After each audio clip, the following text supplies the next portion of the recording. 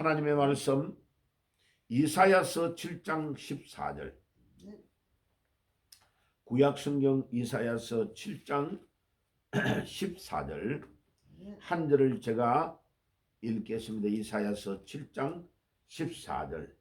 그러므로 주께서 친히 징조를 너희에게 주실 것이라. 보라, 처녀가 잉태하여 아들을 낳을 것이요 그의 이름을 임마누엘이라 하리라. 아멘. 자, 오늘은 동정녀 탄생에 대해서 말씀을 드리겠습니다.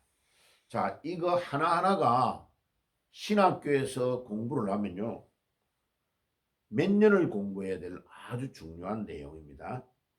그런데 이제 짧은 시간에 한 10분 만에 모든 것들을 설명해야 되기 때문에 제한은 있지만은 핵심적인 결론을 먼저 말씀을 드릴게요. 예수님이 왜 정상적으로 남자와 여자가 결혼해가지고 아기를 낳아서 탄생하는 그런 과정을 거치지 않고 남자하고 관계를 가지기 전에 아가씨였을 때, 약혼은 했지만 아직 동거하여 결혼하기 전인데 우리 하나님께서 천사를 보내셔가지고 동정녀 탄생, 처녀의 몸에 있는 마리아를 통하여 아기가 태어나게 하는, 왜 이 초자연적인 역사를 일으켜서 태어나게 하셨을까? 결론적으로 말하면 두 가지의 중요한 이유가 있습니다. 첫째는 동정녀 탄생은 예수님이 죄가 없이 원죄를 가지지 않고 이 땅에 육신의 몸을 입고 와야 우리의 죄를 대속하기 위하여 십자가에서 피 흘려 돌아가실 수 있는 겁니다. 다시 말하면 예수님이 죄가 있으면, 원죄를 가지고 있으면 우리를 위해 돌아가실 자격이 없는 거죠. 마치 깜방에 들어가 있는 무기수 아니면 사형수에게 내가 당신을 위해 대신 죽겠다 이럴 때에 바깥에 있는 사람이 자기가 죄가 있어서 감옥에 들어가 있으면 그 죄수를 완전히 사형을 받기 위해 기다리고 있는 그 사람을 위해 죽을 수 있는 자격이 없는 거죠. 그러니까 자기가 다른 사람을 대신하여 무언가를 하려고 하면 죄가 없는 자가 되어야 그렇게 할 수 있다 하는 거죠. 그래서 히브리서 4장 14절과 15절에 보면 우리 예수님은 죄가 없는 분이다 라는 것을 말씀해 주고 있습니다. 제가 한번 읽어볼게요. 히브리서 14장 14절과 15절을 제가 한번 읽어볼게요. 거기에 이런 말씀이 나옵니다. 히브리서입니다죠. 히브리서 4장 14절과 15절 특별히 15절을 먼저 읽어볼게요. 14절. 그러므로 우리에게 큰 대제사장이 계시니 성천하신 이 곧 하나님의 아들 예수시라. 우리가 받는 도리를 굳게 잡을지어다. 우리에게 있는 대제사장은 우리의 연약함을 동정하지 못하실 리가 아니요 모든 일에 우리와 똑같이 시험을 받으신 이로되 죄는 없으시니라. 와, 우리 예수님은 육신의 몸을 입고 이 땅에 오신 대제사장이신데 그분은 우리를 위하여 돌아가셔야 되기 때문에 우리와 똑같이 시험을 받고 육신의 몸을 입고 있는 분이었지만은 죄가 없으시다라고 말하고 있는 겁니다. 이게 동정녀 탄생의 제일 중요한 이유 중에 하나입니다. 그 다음에 이 예수님이 동정녀 탄생인 마리아의 계보를 이어서 태어나야 될 제일 중요한 이유 중에 하나가 또 뭐냐면은 두 번째 이유가 예레미야 22장 24절에 보면 아주 중요한 말이 나옵니다.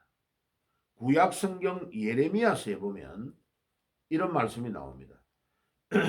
예레미야서에 보면 우리 하나님께서 예언을 해놨어요. 예레미야 22장 24절에 보면 아주 중요한 말씀을 예언을 해놓고 있습니다. 거기에 이런 구절이 나옵니다. 제가 한번 읽어드릴게요. 예레미야 22장 24절에 보면 아주 중요한 말씀을 예언해 놓고 있습니다. 거기에 고니야라는 사람의 이름이 나옵니다. 예레미야 22장 24절에 보면 야훼의 말씀이니라 나의 삶으로 맹세하노니 유다 왕 요야김의 아들 고니야가 나의 오른손에 인장 반지라 할지라도 내가 빼어 내 생명을 찾는 자의 손과 내가 두려워하는 자의 손 곧 바벨론의 왕 느부갓네살의 손과 갈대아인의 손에 줄 것이라. 이렇게 쭉 이야기하면서 예레미야서에서 아주 중요한 예언을 하십니다. 그 예언을 하는데 그 예언이 얼마나 놀라운 이야기냐면은 예수님의 아버지의 계보에 마태복음 1장에 보면 예수님의 아버지의 계보로 탄생하는 왕이 있는데 그 사람이 바로 고니야. 고니야의 다른 이름은 여고냐입니다. 여고냐. 마태복음 1장 11절에 나와요. 그런데 이 사람이 바벨론에 자기 아버지가 포로로 잡혀갔는데 그 계보에서 예수가 태어나는 게 아니고 누구의 계보에서 태어나냐? 마리아의 계보에서 태어납니다. 그래 마리아의 계보는 누가복음의 족보에 나옵니다. 누가복음의 족보에. 그러면 설명을 다 할 수 없는데 이 다윗 왕의 아들 중에 9번째 아들이 솔로몬이고 바세바에게서 태어납니다. 동일한 바세바에게서 태어난 솔로몬의 바로 위에 솔로몬이 10번째 아들이에요. 10번째 아들. 9번째 아들이 누구냐 하면은 나단이라는 아들이 있습니다. 그런데 이 나단의 아들을 통하여 바세바가 낳은 아들이에요. 역대상 3장 5절에 나와요. 그런데 이 바세바의 아들 중에 나단에게서 태어난 9째 아들을 통해서 마리아가 태어납니다. 마리아는 나단의 계열에서 태어난 후손이에요.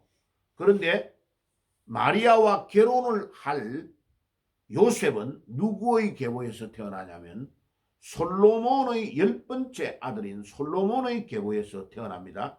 사무엘하 3장 2절에서 5절에 5장 14절에 보면 사무엘하에 나옵니다. 그런데 그 계보에서 나온 아들이 누구냐면 고니야 혹은 여고냐입니다. 그러니까 이 예레미야 22장 24절에서 30절에 예언해 놓은 고니야를 통해서는 다윗의 보존이 안 되도록 하겠다라고 하는 말하면 저주를 하나님께 딱 내린 거예요. 그러니까 그것이 성취가 되려고 하니까 어떻게 해야 되느냐? 다윗의 후손 중에 나단의 자녀에게서 태어난 후손 마리아를 통하여 처녀의 몸에서 예수가 탄생하여 다윗왕의 후손 중에 영원히 왕노릇한 자가 나온다는 것을 성취하면서 예레미야 22장 24절에서 30절의 말씀도 성취하려고 하면 처녀의 몸에서 아기가 탄생이 되어야 되는 놀라운 비밀이 그 안에 있는 겁니다. 자, 그러면 결론을 내릴게요. 오늘 우리는 이 예수 그리스도, 그러면 왜 고니야, 여고냐의 후손에 태어난 게 그렇게 태어나면 안 되느냐 하면 하나님의 그 예언이 성취되어야 되려고 하니까 남편하고 결혼한 관계에서 태어나면 안 되는 거죠. 그래서 이 고니아에 대한 예언이 엄청 중요합니다. 중요합니다. 그래서 크게 나누면 원죄가 없도록 하기 위하여 탄생하셨을 뿐만 아니라 예레미야서에서 예언한 예언, 모든 창세기 1장에 나오는 죄악의 모든 사슬을 다 끊어버리고 동정녀의 몸에서 탄생해야 될 예레미야 22장 24절에서 30절의 예언을 성취해야 되니까 마리아 동정녀의 몸에서 탄생해야 되는 아주 중요한 이유가 있는 것입니다. 그 외에 다른 여러 가지 이유가 있는 것은 생략을 하고 오늘 이 아침에 처녀의 몸에서 탄생했다. 이 기적을 왜 베푸시느냐? 아하스와 같은 죄인인 나를 구원하기 위하여 하나님이 친히 이런 놀라운 기적을 베푸시고 처녀의 몸에서 아기가 탄생하는 기적을 베푸셔서 나를 구원하셨다. 하나님의 은혜가 너무나 놀랍고 감사하다. 기적 중에 기적이고 임마누엘, 그분이 임마누엘인데 최고의 축복, 가장 죄악이 제약된 아하스와 같은 인간을 구원하기 위하여, 아하스가 바로 나와 같은 자인데 나를 구원하기 위하여 최고의 기적을 베푸시고 최고의 축복을 주신 사건이 크리스마스 성탄이다. 오늘도 이 성탄절을 깊이 생각하고 기도하며 나아가는 새벽이 되시기를 주의 이름으로 축복합니다. 기도하겠습니다. 하나님 아버지 감사합니다. 오늘도 아하스와 같은 죄인인 나를 구원하기 위하여 세계 최고의 축복을 베푸신 임마누엘의 축복이 너무나 놀라운 것을 감사를 드립니다.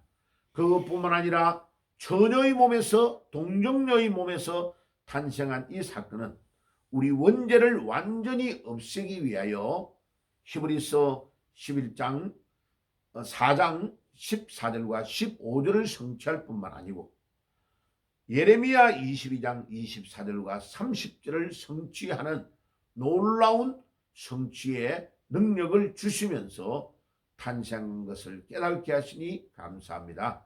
오늘도 나와 같은 죄인을 위하여 이 놀라운 기적을 행하신 우리 하나님을 찬양하며 기도하며 나아가는 새벽이 되게 해 주옵소서. 예수님의 이름으로 기도드리옵나이다. 아멘.